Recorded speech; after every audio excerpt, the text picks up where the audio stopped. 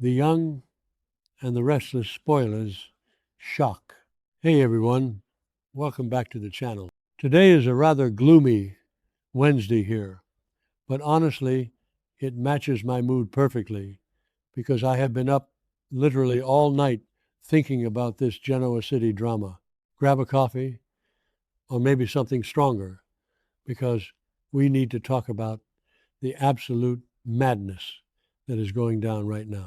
Okay, so I've been thinking about this and it's driving me crazy. Like literally making me pull my hair out. Here's what's bugging me. Billy Abbott has this proof, right? This supposed smoking gun about John Abbott's old financial bailout of Chancellor Industries from years and years ago that was apparently never paid back. And because of that, he thinks the Abbotts just magically own Chancellor now. Wait, actually, no. First, I should mention how we even got here, because if you just look at Billy marching into the office, you miss the whole psychological buildup that has been brewing for literally decades. Okay, wait. Let me back up. So, Billy crashed Lillian Kane's little celebration party recently. Remember that? He just waltzed in there and dropped this massive bombshell that he found in Jill's files. And I remember watching that and thinking, okay, classic Billy, he can't let anyone be happy, especially not Kane. But then again, that doesn't explain why he's taking it this far. I mean, he's engaged to Sally. They have a baby on the way. You'd think he'd be focused on that, right? Or maybe not. I don't know. Billy has this self-destructive streak that it never goes away. It's weird, like really weird. The whole thing is just weird. Anyway, the point is, wait, what was the point? Oh, right, Jack. Poor, exhausted Jack Abbott. I was rewatching the scenes where Jack is trying to talk Billy down, and you can just see the absolute fatigue in Jack's eyes. I mean, not exactly just fatigue, but kind of a soul-deep exhaustion. Jack has been through hell lately. He was stabbed. Diane was kidnapped by that psycho doctor.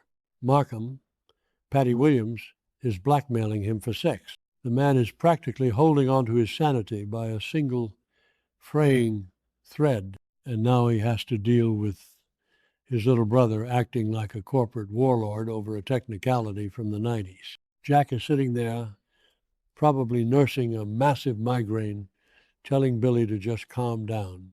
Don't be rash, Billy, he says, or something like that. Jack is practically begging him to realize that they can settle this with an agreement. And honestly, Jack is making total sense here. If there really is a legal loophole that proves John Abbott's bailout was never repaid, any normal corporate entity would just negotiate a settlement, a buyout, a massive payout, some stock options, whatever. You get the lawyers in a room, you sign some papers, and everybody walks away rich. But Billy? No, Billy doesn't want a settlement. Billy wants blood. There is no agreement. Billy is yelling, Chancellor is ours. I have the proof. And it's like, okay, Billy, take a breath. Are you hearing yourself? You sound like a supervillain who just found the deed to Gotham City in a dusty archive. I mean, I kind of get it. He wants to honor John Abbott's legacy. He wants to prove he's the ultimate Abbott son who reclaimed their rightful empire. But let's be real, this isn't about John Abbott. Actually, no. Maybe it is a little bit about John, but mostly it's about Kane. It is always, always about Kane Ashby. I've stayed up way too late analyzing Billy's motivations here, and I keep going down these rabbit holes. Like, why Kane? Why does Kane trigger Billy so badly? I think it was episode 12 or 13, somewhere around there where Kane warned Jack about Billy's obsession. Kane knew Billy was digging into Jill's files and doing some shady corporate espionage. Kane saw this coming, and Billy knows that Kane saw it coming, which just makes Billy even madder. It's this toxic feedback loop of alpha male posturing that neither of them knows how to escape. So Jack is just sitting there, completely fed up. He's so tired of Billy's competitiveness. And who can blame him? Jack has spent his entire life fighting Victor Newman in these massive, scorched earth corporate wars. Jack knows that nobody actually wins these things. You just lose pieces of your soul until you're old and bitter and alienated from your family. Jack is trying to save Billy from that exact fate, but Billy is just too blind to see it. Or maybe he sees it and just doesn't care. I mean, probably doesn't matter, but I notice the way Billy clenches his jaw whenever Jack tries to be the voice of reason. It's like Jack's rationality feels like a personal attack to Billy's manic energy. Wait, let's talk about Lily for a second. Lily Winters.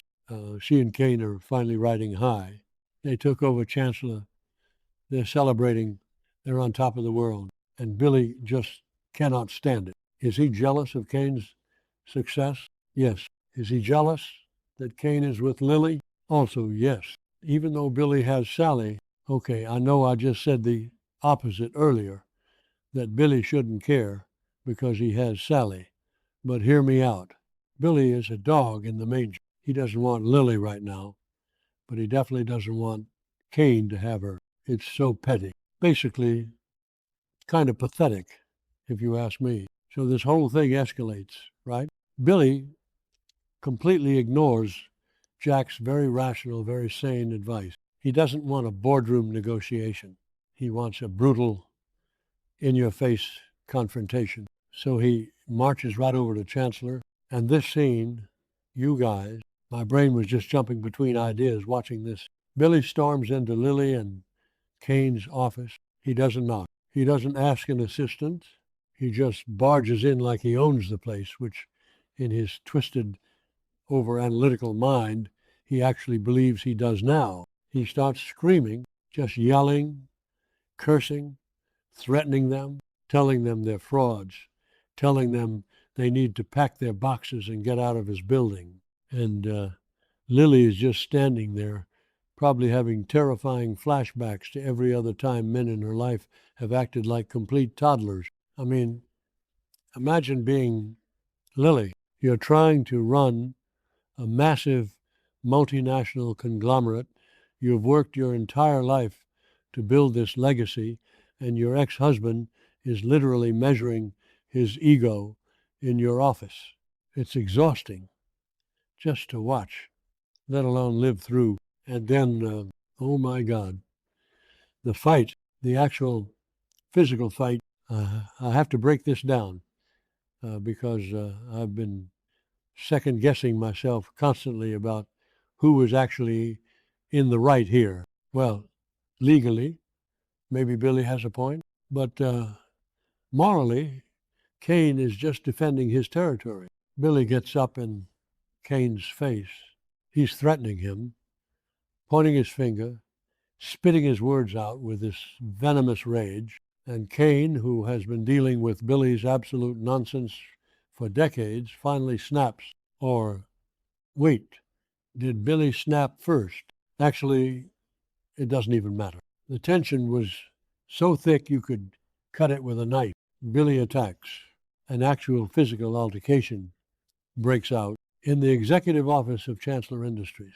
Can you imagine the HR nightmare? Like Catherine Chancellor is probably rolling in her grave right now. Or maybe she's laughing. I don't know. Catherine loved a good drama, but she hated when people disrespected her company, and this is the ultimate disrespect. Two grown men wearing expensive Italian suits, rolling around on the floor, throwing punches over a company that neither of them actually built from the ground up. I mean, if you think about it, Chancellor was built by Catherine. Winters was built by Neil. John Abbott built Chabot. Billy is fighting for a company using a loophole from a bailout. It's basically corporate grave robbing. But then again, that doesn't explain why Kane is so fiercely protective of it, other than his connection to Lily and his own desperate need to prove he belongs in that chair. Kane wants to prove he's a worthy executive. He wants to prove he's better than Billy. And honestly, right now, the bar is on the floor. Let me backtrack a bit to the John Abbott of it all. I keep thinking about this bailout. How much money was it? Why wasn't it paid back? Surely there's a statute of limitations on a corporate loan from, like, 20 years ago? I'm no lawyer, but you can't just wave a piece of paper from the 1990s and say, I own Amazon now. That's not how corporate law works. But in Genoa City, yeah, sure, why not? Logic doesn't apply here. It's all about who shouts the loudest and who has the most dramatic reveal. But Billy's absolute certainty is what scares me. He is so convinced that he is right. He has this manic energy. When he's fighting Kane, it's not just about the company. He's throwing punches for every time he felt inadequate. He's punching Kane for every time Jack looked at him with disappointment. He's punching Kane because he's terrified of becoming a father again with Sally and messing it up. Wait, is that too deep? I might be overanalyzing that. But seriously, physical violence, Billy is spiraling. He's substituting his gambling addiction with a corporate takeover addiction. It's the exact same adrenaline rush for him. And poor Jack. When Jack finds out about this physical brawl, he is going to lose his mind. Jack is trying to hold the Abbott family together. He's trying to keep the peace. He's trying to survive his own trauma. And his brother is out here getting into fistfights like a frat boy at a dive bar. It's a disaster. A complete and utter disaster. Jack is going to have to do massive damage control, not just for Billy's reputation, but for Jabot's relationship with Chancellor Winters. Because, Lily isn't going to just let this slide. Lily has to retaliate. She has to, if someone comes into your office and physically attacks your partner, co-executive, you press charges, right? Will Lily press charges against Billy? I don't know. They share kids. Oh, right. Johnny and Katie. Wait, no.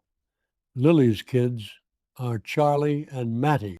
Billy's kids are Johnny and Katie. See, my brain is moving faster than my typing right now. But they have history. Will she send her ex to jail? Probably not. But she will destroy him in the boardroom. She will unleash every lawyer she has to bury that bailout document under a mountain of injunctions.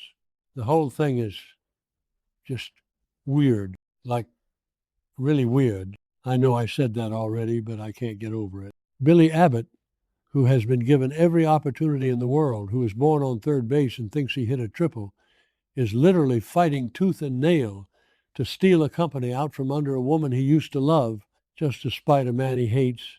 It's peak soap opera, but it's also deeply sad. Billy hasn't grown. He hasn't evolved. He's still the same reckless, impulsive kid who thinks he can just take whatever he wants because his last name is Abbott. And what about Kane? Kane isn't exactly an innocent victim here. Kane has his own long, messy history of extortion and lies. Remember the whole fake Langley thing? Or the bone marrow extortion? Yeah. Kane knows how to play dirty, too. So when Billy attacks him, Kane isn't just going to take it. Kane fights back. And Kane is probably physically stronger than Billy, let's be real. Billy is fueled by manic rage, but Kane is fueled by righteous indignation and the need to protect his territory. That's a highly dangerous combination. I keep picturing the scene in the office, the sound of glass breaking maybe, a lamp getting knocked over, important legal documents flying everywhere, the sheer unadulterated chaos of it all, and Lily standing there, realizing that the men in her life are completely out of control. She must feel so powerless in that moment, even though she's literally the CEO. It's a fascinating dynamic. absolute power in the boardroom versus raw, primal, physical violence on the floor. It completely strips away the veneer of corporate sophistication. Okay, I know I'm rambling, but hear me out. What if this is exactly what Victor Newman wants? Wait, Victor isn't even involved in this storyline right now. Actually, no. First, I should mention that Victor is always involved somehow. If Chancellor and the Abbotts are at war, Newman Enterprises can just swoop in and pick up the pieces. Billy is basically handing Victor a massive advantage by destabilizing two major companies at once. Jack knows this. Jack is a smart businessman. That's why Jack wants an agreement. Jack sees the bigger picture. Billy only sees what's right in front of him. And think about how this affects Sally. Sally is sitting at home, pregnant, dealing with the fallout of the Newman media sale, and her fiance is out getting into fistfights over a company he doesn't even need. If Sally finds out about this, when she finds out about this, she is going to snap. Sally needs stability right now. She needs a partner who is focused on their future, not someone who is obsessed with relitigating the past and proving he has the biggest ego in Genoa City. Billy is risking his entire future with Sally just to score points against Kane. I mean, not exactly, but kind of. Or maybe Billy thinks that if he wins Chancellor, he can give Sally the ultimate empire. Maybe he thinks this is how he proves he's a good provider. But that's just twisted logic. You don't build a future for your family by destroying someone else's. And Jack tried to tell him that. Jack literally sat there and said, Billy, don't do this. Let's make an agreement. But Billy's pride is a bottomless pit. He can't just win. He has to make sure Kane loses humiliatingly. What was I saying? Oh, right, the fight itself. I'm just imagining the dialogue during the brawl.